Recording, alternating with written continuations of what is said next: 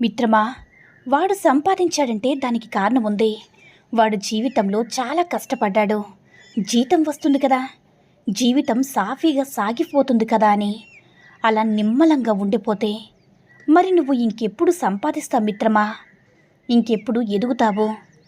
నీకంటూ కొన్ని కలలు ఉన్నాయి కదా, మరి ఆ కలలు నెరవేరుతాయో లేదో అనేది పక్కన పెడితే కనీసం వాటి కోసం నువ్వేం చేస్తున్నావు?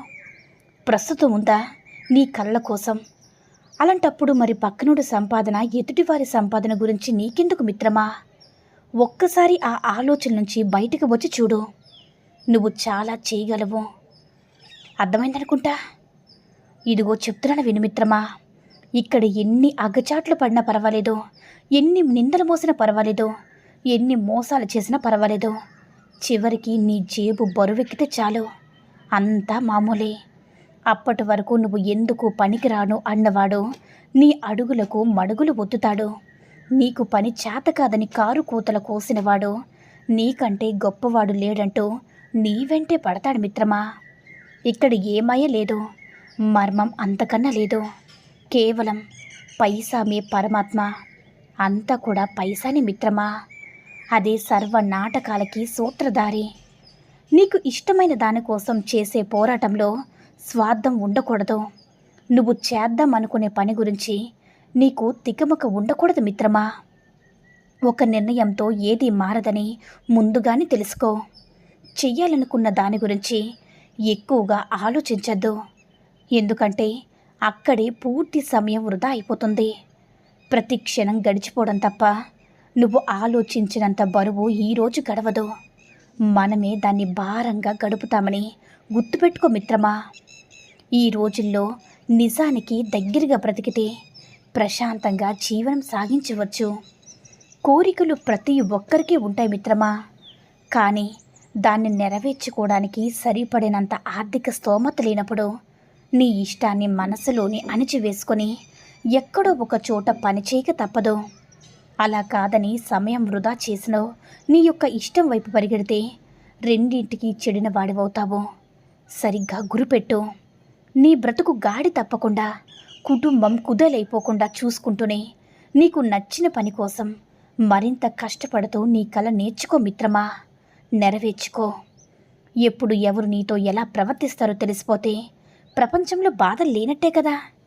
ఒకటి మాత్రం ముందే ఊహించుకోవచ్చు మిత్రమా, అదే అవకాశం వచ్చిన తర్వాత మనిషి ఖచ్చితంగా మారిపోతాడు అని.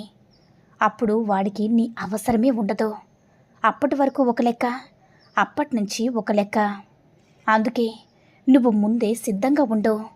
అప్పటి వరకు నీతో పాటు అడుగు వేసి గట్టెక్కిన తర్వాత నీ చెయ్యి వదిలిపెట్టే సన్నివేశాలు నీ జీవితంలో చాలా చూడాల్సి వస్తుంది మిత్రమా. నీకు సమయం విలువ ఎప్పుడు తెలుస్తుందో తెలుసా? బాధ్యతలు మీద పడి నీకు నచ్చిన ఆ 4 నిమిషాలు కూడా నీ చేతిలో లేనప్పుడు, పోయిన క్షణం తిరిగి రాదని నీకు తెలిసినప్పుడు, వాటి కోసం ఆలోచిస్తూ ప్రస్తుతాన్ని మళ్ళీ వృధా చేస్తున్నావు అంటే ఇంకా నీకు కాలం విలువ తెలియదని అర్థం మిత్రమా. ఈ క్షణం నీకు ఎలా ఉపయోగపడుతుందన్న స్వార్థంతో నువ్వు ఆలోచించకపోతే నువ్వు ఎప్పటికీ నీకు సమయం దొరకదు మిత్రమా. నీ జీవితంలో ఇంకా పరీక్షలు ఎదురవుతున్నాయంటే మరింత గొప్పగా నీ కోసం ఏదో ఒక అద్భుతం ఎదురు చూస్తుందని అర్థమైందా మిత్రమా? శక్తికి మించిన అడ్డంకులు దాటి వస్తున్నావంటే నువ్వు మరింత బలవంతుడివి అవుతున్నావని అర్థం. ప్రతి ప్రయత్నం ఫలించాలనేది నీ ఆశ కావచ్చు, కానీ ఫలించాల్సిన ప్రయత్నం నీకు తెలియకుండానే నీ నుంచే మొదలవుతుంది. సమయం, సందర్భం, సుముహూర్తం అక్కర్లేని ఒక్క క్షణం చాలు నీ ఊహలు నిజమవడానికి. అందుకే ఊరికే ఉండిపోక మిత్రమా. ప్రతి క్షణం స్పృహలో ఉంటూ నీ పని నువ్వు చేసుకుంటూ వెళ్ళు. కదలని బొమ్మకు కవితలు చెప్తే దాని మనసు కరుగుతుందా? నిన్ను పట్టించుకున్న చోట నీ గురించి ఎంత చెప్పినా అక్కడ నీకు స్థానం దొరుకుతుందా? రుచిగా లేవని మంచినీళ్ళకి పేరు పెట్టగలమా? మరి సరిగ్గా లేదని జీవితాన్ని అర్ధాంతరంగా ముగించగలవా? కొండ మీద కోపగించి గమ్యాన్ని చేరుకునే మరో మార్గాన్ని వెతకకుండా అక్కడే ఉండిపోతావా మిత్రమా? అలా కాకుండా ఋతువులులాగా మారుతూ ముందుకు సాగిపో. ప్రతి కాలానికి ఒక్కొక్క ప్రత్యేకత ఉంటుంది. నీలో ప్రతి మార్పు కూడా అంతే గొప్పగా ఉండేలా చూసుకుంటూ సాగిపో మిత్రమా. హాయిగా. మన గురించి ఎవడో ఎక్కడో మాట్లాడినంత మాత్రాన మనం దిగజారిపోనక్కర్లేదు. బహుశా మనల్ని దిగజార్చడానికి వాళ్ళు అంత మరుగుతూ ఉండవచ్చు. నీకు తెలిసిన నిన్ను నువ్వేంటో తెలియని వాడి దగ్గర నిరూపించుకోవడం కోసం ఎందుకంతలా పోరాడుతున్నావు? అదంతా కూడా వృధా ప్రయత్నమే కదా మిత్రమా. నువ్వు ఎవ్వరికీ అర్థం కావాల్సిన అవసరం లేదు. అర్థం కాకపోవడానికి నువ్వేమీ అంతరిక్షానికి కాదు కదా. ఒక సాధారణమైన మనిషివి. ఆక్రోశాలు పక్కన పెట్టి చూడగలిగితే ప్రతి మనిషి అందగాడే ఈ లోకంలో, కాదంటారా? నువ్వు ప్రతి వాణ్ణి నమ్మేస్తావు మిత్రమా. అంటే అది నీ తప్పు. నిన్ను ఎవరూ నమ్మడం లేదని బాధపడిపోతావు అంటే అది కూడా నీ తప్పే. నమ్మి మోసపోయేంత మంచితనం నీకుంటే ఎన్నిసార్లైనా మోసం చేయగలిగే దుర్మార్గం బయట నడుస్తుంది, గుర్తుపెట్టుకో మిత్రమా. అందుకే పరిస్థితులకు తగ్గట్టుగా మారకుండా ఇంకా అదే మెట్ట వేదాంతం పట్టుకుని వేలాడతావా? గీతలో శ్రీకృష్ణుడు ధర్మం తరపు నిలబడంటే ఒక్కొక్కసారి సొంత వారితో కూడా యుద్ధం చేయక తప్పదని శ్రీకృష్ణుడు చెప్పారు కదా. మరి నువ్వు నేను ఎంత మిత్రమా. అందుకే కాలానికి తగ్గట్టుగా మారిపోవాలి. నువ్వు ఎవ్వరిని నమ్మాల్సిన అవసరమే లేదు. నిన్ను ఎవరూ నమ్మడం లేదని బాధపడాల్సిన అవసరం అంతకంటే లేదు. జేబులో డబ్బులు ఉన్నప్పుడు కళ్ళు మూసుకుపోతే, జేబు ఖాళీ అయిన తర్వాత దారులన్నీ కూడా మూసుకుపోతాయి మిత్రమా. ఆ చిల్లరి సవ్వల్లో పడి నువ్వు రేపన్న రోజును మర్చిపోవద్దు. జీవితం ఒక రోజుతోనూ, ఒక నెలతోనూ, ఒక సంవత్సరంతోనూ అయిపోదు. ఎందుకంటే చాలా ప్రయాణం చేయాలి మిత్రమా.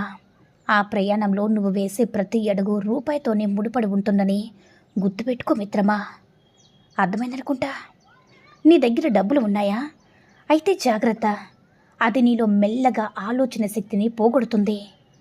అమ్మ బాబులు కూడా ఇంటి నుంచి వెలివేసే వరకు నిన్ను దిగజారుస్తుంది. నీకంటే గొప్పవాడు ఎవడూ లేదో అనేలా చేస్తుంది. నువ్వు ఏం చేసినా చెల్లుతుంది అనిపిస్తుంది. కానీ అదంతా కూడా నీ భ్రమే అని గుర్తుపెట్టుకో మిత్రమా. నీ దగ్గర ఎంత డబ్బు ఉన్నా అది నువ్వు అనుభవించడానికే కానీ తీసుకుపోవడానికి కాదు మిత్రమా. సంపాదించు, కానీ దానివల్ల నువ్వు చేసే కర్మలు ఖరీదైనవిగా మారకుండా చూసుకో. అర్థమైందా? ఎందుకంటే ఎన్ని జన్మలెత్తినా కర్మలు నీతోనే ఉంటాయి. ఈ చేద్దామా వద్దా, చేస్తే ఏమవుతుంది, ఎవరైనా ఏమైనా అనుకుంటారేమో అని వందలాది అనుమానాల మధ్య ఉండిపోయే కంటే ఏదో ఒకటి అవుతుంది. ఏం చేయాలనుకుంటున్నావో అది చేసేసే. ఒకవేళ నువ్వు అనుకున్న దాంట్లో గెలిస్తే సంతోషిస్తావు. ఒకవేళ ఓడిపోతే ఎక్కడ లోపాలు ఉన్నాయో తెలుసుకుంటావు. అసలు ఏం చేయాలో తెలియకుండా చెయ్యాలంటూ కూర్చుంటూ ఉండిపోతే ఎలా మిత్రమా? శూన్యం తప్ప నీ జీవితంలో మిగిలేదేమీ కూడా ఉండదు. అర్థమైందా మిత్రమా. ఒక ఆడది తాను ప్రేమించే మగాన్ని చాలా తేలిగ్గా వదిలేయగలదు, కానీ అంతే తొందరగా అతని వద్దకు తిరిగి వస్తుంది. కానీ ఒక మగాడు తన ప్రేమించే ఆడదాన్ని అంత తేలిగ్గా వదులుకోలేడు. కానీ ఒక్కసారి వదిలేస్తే ఆమె వైపు కన్నెత్తి కూడా చూడ్డు, కాదంటారా? ఈ సూక్తుల్లో ఏ సూక్తి నచ్చిందో కామెంట్ చేయండి. ఈ వీడియో కనుక నచ్చినట్లయితే మరిన్ని వీడియోస్ కోసం మన ఛానల్ని సబ్స్క్రైబ్ చేసుకుని మాకు కొంచెం సపోర్ట్ చేయండి. ధన్యవాదములు.